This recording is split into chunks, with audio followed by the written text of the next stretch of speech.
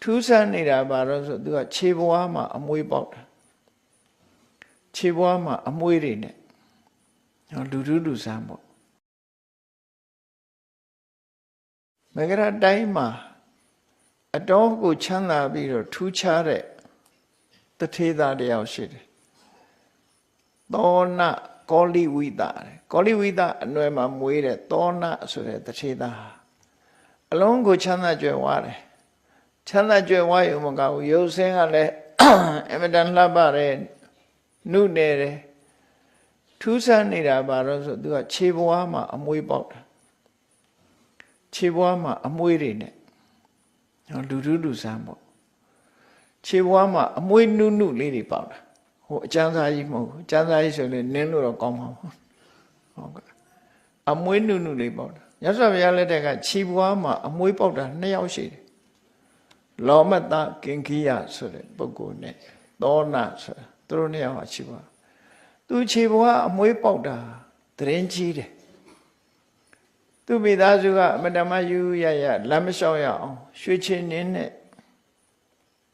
ဒီတိုင်းသူကမြေကြီးပေါ်သူခြေတော့မချအောင်ရွှေချင်းနင်းနဲ့သွားတယ်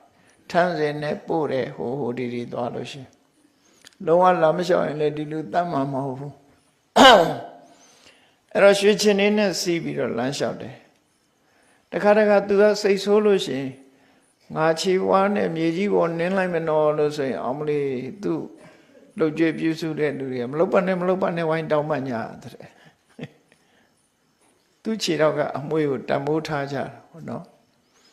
ယ်လောက်ထိအောင်တန်ဖိုးထားတော့ဆိုရင်သောနကောလိဝိတသောနဆိုတဲ့တထေးသားဟာခြေဘွားအမွှေးပေါက်တယ်အလွန်လဲချမ်းသာတယ်လူရဲ့ရုပ်ရည်ကလည်းမတန်တတ်နဲ့ဆိုတိုင်းပြည်အုပ်ချုပ်တဲ့ဗေမိတာရမင်းကြီးကတော့သူတွေ့ချင်တယ်ဘာလို့ဆိုဒီကောင်ခြေဘွားမွေးပေါက်တယ်ဆိုဟုတ်လားငါကြည့်ချင်ထူးဆန်းဆိုကြည့်ချင်တဲ့အခါဘယင်းဆိုတာဟန်လောက်ရသေးတယ်လေဟန်လောက်ရသေးတယ်တထေးသားအိမ်ပဲသွားကြည့်မလဲသူကတထေးအိမ်သွားကြည့်ရင်ဘယင်းသိက္ခာကျတယ်အဲ့ဒါကြောင့်လူသွားဘူးဘာလို့တယ်ဆိုရင်သူတယောက်တည်းကွက်ပြီးတော့နန်းတော်လာဖို့ဆင့်ခေါ်ရင်လေတိတန်လွန်အားကြည့်တယ်ဒီဘယင်းမမြင်ဘူးထင်တယ်သူခြေဘွားကြည့်ခြင်းလို့ခေါ်တယ်ဆိုအဲ့လိုလဲတိမှဆိုတယ်တိမှဆိုတော့ရာဇဂိုမဂရတိုင်းမှာချမ်းသာကြွယ်ဝတဲ့တထေးတွေအားလုံးကိုဘုရင်ကြီးကအစည်းအဝေးခေါ်လိုက်တယ်အားလုံးလာကြဖို့ဆင့်ခေါ်လိုက်တယ်အားလုံးဆင့်ခေါ်လိုက်တဲ့အခါမှာနေရီသားမှာတခါတည်းစိုက်ပျိုးရေးနဲ့အောင်မြင်ပြီးချမ်းသာကြွယ်ဝနေကြတဲ့တထေးသားတွေအကုန်လုံးဟာရောက်ရှိလာကြသောနကိုဆင့်ခေါ်လိုက်တဲ့အခါမှာသူ့အဖေကသိတယ်ရိပ်မိတယ်တဲ့ရွယ်ကြည့်တော့ငါသားဘုရင်ကြီးကမင်းခေါ်တာတခြားမဟုတ်ဘူးမင်းရောခေါ်တာအလုံးခေါ်တာတခြားမဟုတ်ဘူးအဓိကကတော့မင်းရဲ့ခြေဘွားကအမွှေးကိုကြည့်ချင်တယ်အဲ့တော့ငါသားမင်းဘုရင်ကြီးဘက်ကိုခြေတော်ကြီးဆင်းမထိုင်နဲ့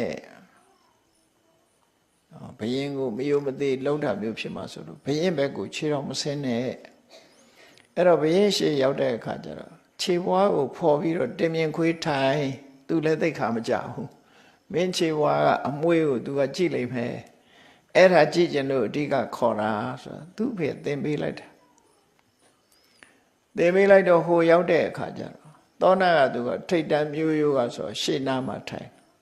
ဘုရင်ရှေ့ရောက်တဲ့အခါမှာအလုံးကတင်မြင်ခွေးထိုင်ကြသူကလည်းတင်မြင်ခွေးထိုင်ပြီးတော့ခြေဘွားကိုဘုရင်မြင်အောင်လို့ခြေဘွားကိုဖော်ထိုင်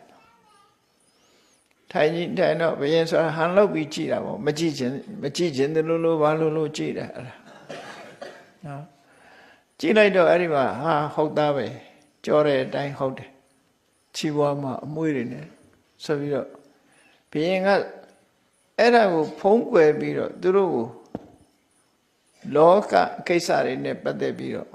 နေရေးထိုင်ရေးစီးပွားရေးစသည်ဖြင့်ဘုရင်ကြီးကဆုံးမဩဝါဒပေးတယ်အားလုံးဆုံးမဩဝါဒပေးတယ်ဆုံးမဩဝါဒပေးပြီးကဲလောကကြီးပွားရေးတော့ငါကဆုံးမပြီးပြီဝေလူအကြောင်းတော်မှာမြတ်စွာဘုရားရှိတယ် ဓမ္မရေးရနဲ့ပတ်သက်ပြီးမြတ်စွာဘုရားမင်းတို့ဆုံးမလိုက်မယ်ဘုရားစီဩဝါဒသွားနာခံကြအောင်ဆိုဘုရားစီလွတ်ပေးလိုက်အဲ့ဒီတထေးသားတွေနေဟတက်လာတဲ့တထေးသားတွေအကုန်လုံးအဲ့မြတ်စွာဘုရားစီသွားပြီးတော့မြတ်စွာဘုရားစီရောက်တော့ဘုရားတရားဟောတဲ့အကောင်လုံးတရားဟောလိုက်တဲ့အခါမှာမြတ်စွာဘုရားဟောတဲ့တရားအဓိကတော့သစ္စာလေးပါဟောတာဘုရင်ကြီးကလောကကြီးပွားရေးကိုပြောလိုက်တယ်မြတ်စွာဘုရားကနော်ခေါ်နေကြဖြစ်တဲ့ဒါနကထာသီလကထာသက်ကကထာ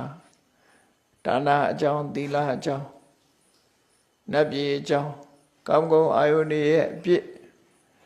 ကောင်းကုန်းအာယုန်ကလွတ်မြောက်ခြင်းအကျိုးကျေးဇူးဆိုတာဒီကိုဟောပြီးသစ္စာလေးပါဟောလိုက်တယ်။အော်တတိသားတွေတရားနာရင်နဲ့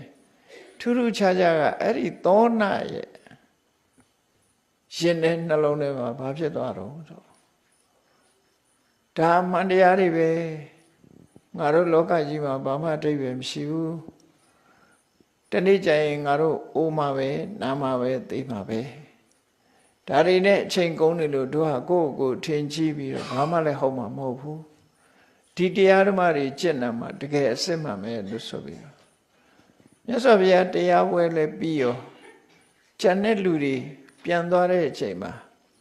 မယောင်မလဲနဲ့မြတ်စွာဘုရားစီပြန်ရောက်လာပြီးတော့သူကသင်္ကန်းဝတ်မယ်လို့ဘုရားစီခွင့်တောင်းတယ်မြတ်စွာဘုရားကမိဘစီပန်ကြဖို့ပြောလိုက်တဲ့အခါမိဘကိုမရရအောင်ပန်ကြပြီနောက်ဆုံးမှသင်္ကန်းဝတ်လာတယ်ဆိုတော့နော်အဲ့ဒီသောဏကောလိဝိသဆိုရယ်ဒီတတိယသင်္ကန်းဝတ်သွားတာကိုတနယ်လုံးတနိုင်ငံလုံးဟာသိကြတယ်ဟာဒီလောက်ချမ်းသာတာခြေဘွားတောင်အမွေးပေါက်ပြီးရွှေချေနင်းနဲ့ခေးသွားတာ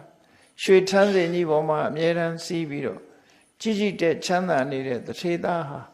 ဒါတွေအကုန်စွန့်ပြစ်လိုက်တယ်စွန့်ပြစ်ပြီးတော့ဘုန်းကြီးဝတ်သွားတယ်ဘုန်းကြီးဝတ်သွားရင်ထန်းစင်မပါတော့ဘူးရွှေချေနင်းလည်းမပါတော့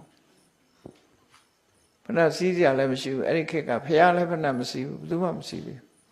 ဖဏစီးတာသူ့ကိုအကြောင်းပြုပြီးတော့ခွင့်ပြုတာဖះသောဏကိုအကြောင်းပြုပြီးခွင့်အရင်ကဖဏမစီးဘူးသူခွင့်ပြုလိုက်တဲ့အခါကျတော့ဘလောက်စိတ်ကောင်းရှိတော့ဆိုရင်အားလုံးကိုခွင့်ပြုမယ်ဆိုမှစီးပါမယ်သူတယောက်တည်းဆိုရင်ခွင့်တူးမယူဘူးနော်တထေသားသူတယောက်တည်းခွင့်ပြုမယ်ဆိုရင် तू မစီးပါဘူးတဲ့အားလုံးတန်ဃာတွေကိုခွင့်ပြုမယ်ဆိုရင်တော့ तू စီးပါမယ်ဆိုအဲ့လိုကစဖြစ်ဖဏတ်ပေါ်လာတာအဲ့ဒါရဟန်းတန်ဃာတွေပေါ့နော်